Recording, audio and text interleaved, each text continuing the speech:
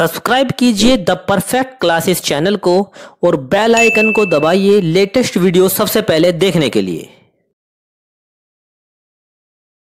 Student the perfect classes में आप सभी का स्वागत है। Directorate of education GLCT of Delhi की वर्कशीट नंबर 14 डिस्कस कर रहे हैं हम लोग। क्लास 8 की वर्कशीट है, सब्जेक्ट है साइंस। 18 नवंबर 2020 की वर्कशीट है। स्टूडेंट्स नेम लिख लेंगे, टीचर्स का भी नेम लिख देंगे अपने, ठीक है। डिस्प्लेसमेंट रिएक्शन, विस्थापन अभिक्रिया, तो ये टॉपिक है। स्टार्ट करते हैं worksheet. We have learn that some metals are very reactive. अभी तक हम जान चुके हैं कि कुछ धातुएं बहुत अधिक अभिक्रियाशील होती हैं, and some are less reactive, और कुछ कम क्रियाशील होती हैं। Also some metal don't react with anyone, और कुछ धातुएं किसी के भी साथ अभिक्रिया नहीं करती। Now we will learn about the reactivity of metals with the help of displacement reaction. अब हम धातुओं की अभिक्रियाशीलता के बारे में विस्थापन अभिक्रिया की मदद से जानते हैं। For this let's do an activity. इसके लिए आओ एक क्रियाकलाप करें। फर्स्ट देखते हैं। Take 500 ml beakers and label them as A, B, C, D and E। 100 ml का एक बीकर लें और उन पर A, B, C, D और E लिखें, ठीक है। अब सेकेंड पॉइंट है, take about 50 ml water in each beaker. प्रत्येक बीकर में 50 ml पानी लीजिए। Dissolve in each beaker a teaspoonful of each substance as given, और उसके अंदर आपको प्रत्येक बीकर में जो ये पदार्थ दिए गए हैं, ये यहाँ एरो भी है, कौन से पदार्थ, उन्हें 1 चम्मच डालना है आपको, ठीक है। तो देखिए बच्चों कौन कौन से, पहले हम वो देख लेते हैं। बीकर ए में कॉपर सल्फेट प्लस जिंक, ठीक है, जिंक डालना है आपको। बीकर बी में कॉपर सल्फेट और आयरन नेल। सी बीकर में क्या डालना है, जिंक सल्फेट और copper turning. Zinc sulphate and copper turnings means तांबे की जो छीलन होती है उसे बोला गया है, ठीक है। डी में आयरन सल्फेट और कॉपर ट्यूमिंग्स, उसमें क्या होता है, आयरन सल्फेट प्लस ये क्या है, तांबे की छीलन जो होती है। ई में क्या डालेंगे, zinc sulphate plus iron nail, मतलब लोहे की कील, ठीक है बच्चों। अब यहाँ देखते हैं। Keep the beaker undisturb for some time and record the observation after some time. अब बीकर को बिना छेड़े कुछ समय तक रखा रहने दीजिए और अपने प्रेक्षण को लिखिए, ठीक है, रिकॉर्ड कीजिए, मतलब लिखते रहिए आप।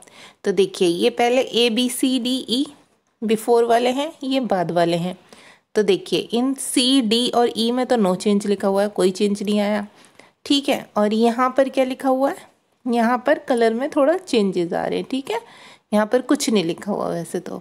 अब यहाँ देखते हैं हम ऑब्जर्वेशन, प्रेक्षण देखते हैं। इन beaker A zinc displaces copper from copper sulphate.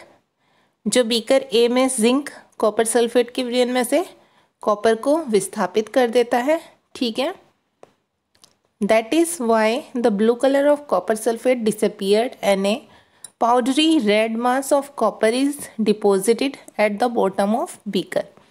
जिसकी वजह से कॉपर सल्फेट का जो नीला रंग होता है वो गायब हो जाता है, डिसअपियर हो जाता है, और बीकर के पैंदे पर कॉपर का भूरा पाउडर जमा हो जाता है। बीकर ए में देखेंगे कॉपर सल्फेट था प्लस जिंक, जो क्या हो गया, जिंक सल्फेट प्लस कॉपर, ठीक है।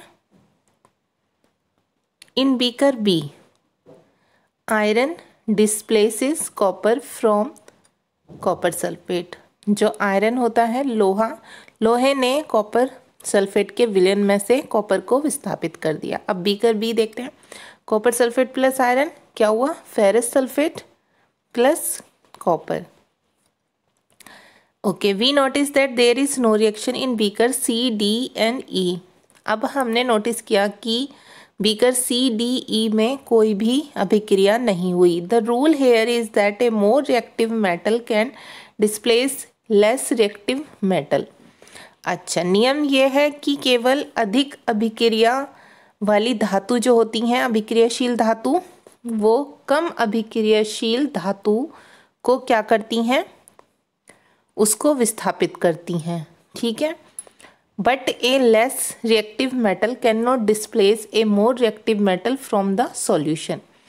लेकिन क्या होता है बच्चों, कम अभिक्रियाशील धातु अधिक अभिक्रियाशील धातु को विस्थापित नहीं कर सकती। So we can conclude that more reactive metal displace less reactive metal from their compound in aqueous solution. तो इससे ये अभिप्राय होता है कि जो अधिक क्रियाशील धातु होते हैं वो कम अभिक्रियाशील धातुओं से विस्थापित नहीं होते। ठीक है।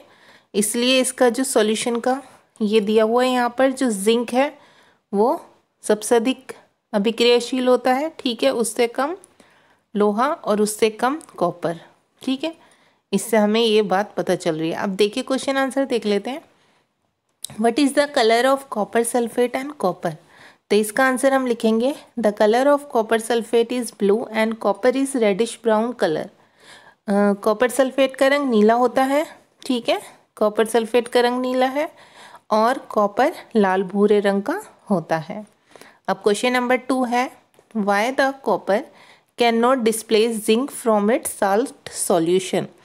कॉपर जिंक के विलयन में से जिंक को विस्थापित क्यों नहीं कर पाता है। तो हम इसका आंसर लिखेंगे copper is less reactive than zinc. Copper zinc की तुलना में कम अभिक्रियाशील होता है। Therefore it can not displace zinc from its salt solution.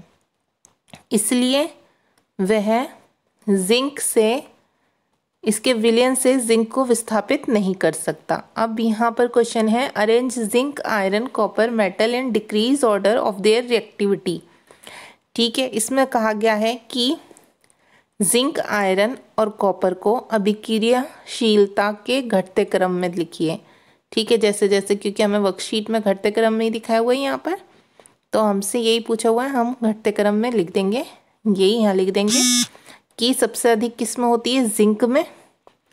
ठीक है। सबसे रिएक्टिव जिंक होता है, उसके बाद फेरस, उसके बाद कॉपर। ठीक है। अब नेक्स्ट क्वेश्चन है, what happens when an iron nail is placed in A copper sulphate solution. क्या होता है जब एक लोहे की कील को कॉपर सल्फेट के विलयन में रखा जाता है। तो इसका आंसर हम लिखेंगे when iron nail is dipped in copper sulphate.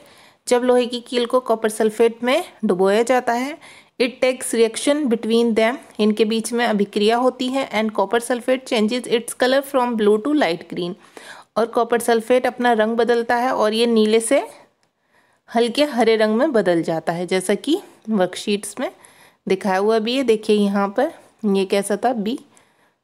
ठीक है। यहाँ पर कैसा हो गया, हरा हो गया। ठीक है बच्चों। ओके। अब आगे देखते हैं, ये क्या है, कंप्लीट द रिएक्शन। इसमें जिंक प्लस क्या आएगा, ये देखिए यहाँ से भी आप लिख सकते हैं, बी वाला ये। ठीक है। ये वाला है, ए वाला। जिंक प्लस यहाँ पर आएगा ये कॉपर सल्फेट, और इसका आप ये फॉर्मूला भी लिख देंगे, और आप यहाँ से भी लिख सकते हैं कॉपर सल्फेट CuSO4। ठीक है।